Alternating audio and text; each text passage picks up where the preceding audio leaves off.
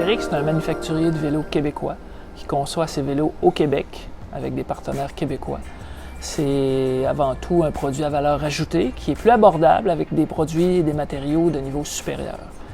Sphérique, c'est aussi une association avec la Fédération québécoise des sports cyclistes parce que pour nous autres, c'est important de s'impliquer dans la communauté sportive cycliste du Québec.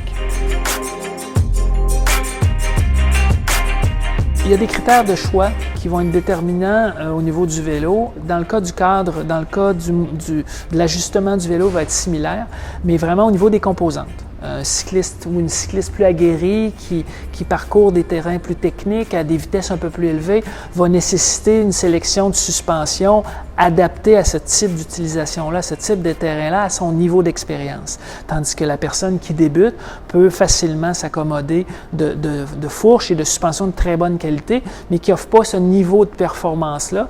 Il va avoir un choix au niveau des freins, il va avoir un choix au niveau de certaines composantes, au niveau des choix de pignon à l'arrière, à savoir si on veut avoir un pédalier, exemple, là, comme celui-là ici, qui est en aluminium ou un pédalier en carbone. Il y a plusieurs variantes comme ça en fonction du niveau d'expérience, du niveau de performance qu'on veut avoir.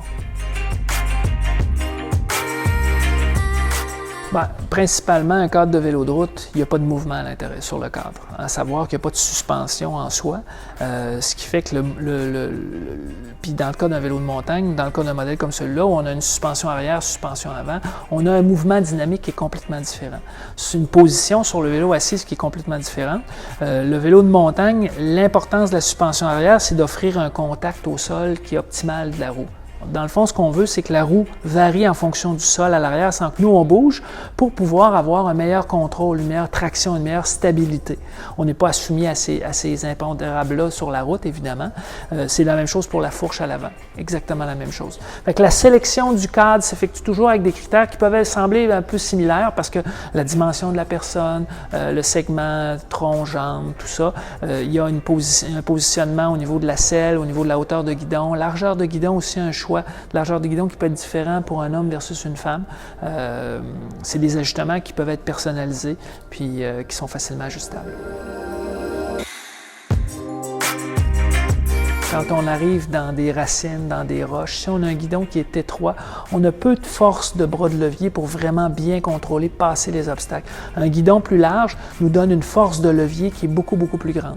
Évidemment, il ne faut pas que le guidon, peut-être qu'il soit trop large. Certaines personnes vont être inconfortables sur certains types de guidons que d'autres. Il y a aussi des élévations de guidon. Il y a des guidons qui sont carrément plats, il y a des guidons qui ont une légère élévation. C'est associé au niveau de pratique du vélo, c'est associé au style de vélo. C'est associé aussi au confort qu'on va rechercher.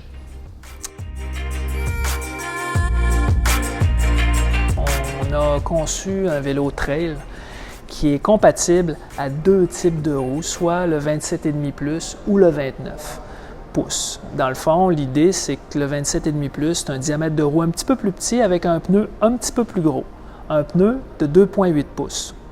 La portion de la roue 29 pouces a un diamètre un peu plus grand, mais un pneu un petit peu plus petit en circonférence, soit 2,3 pouces, ce qui fait qu'en bout de ligne, la circonférence totale de la roue est relativement la même.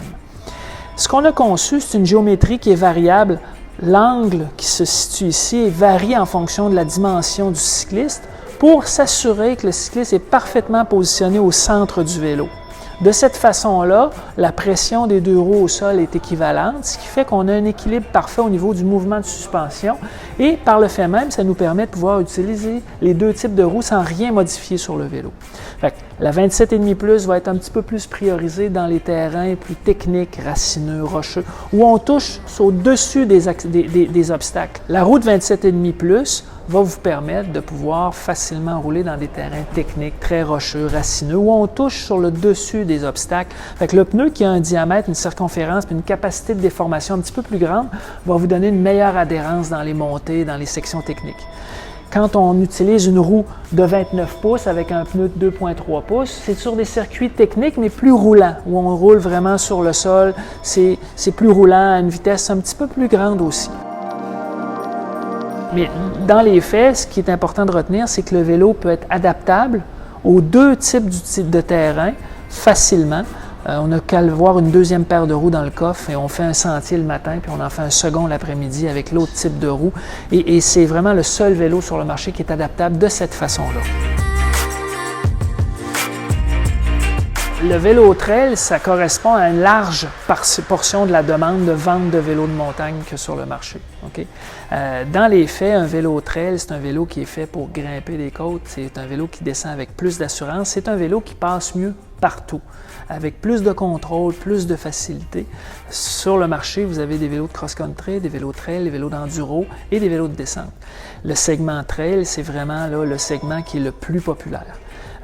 Parce que ça permet à peu près à tout le monde de pouvoir profiter d'un vélo de montagne qui va offrir du confort, de la stabilité, de la tenue, qui permet de bien grimper les côtes, qui permet de les descendre avec plus de facilité encore.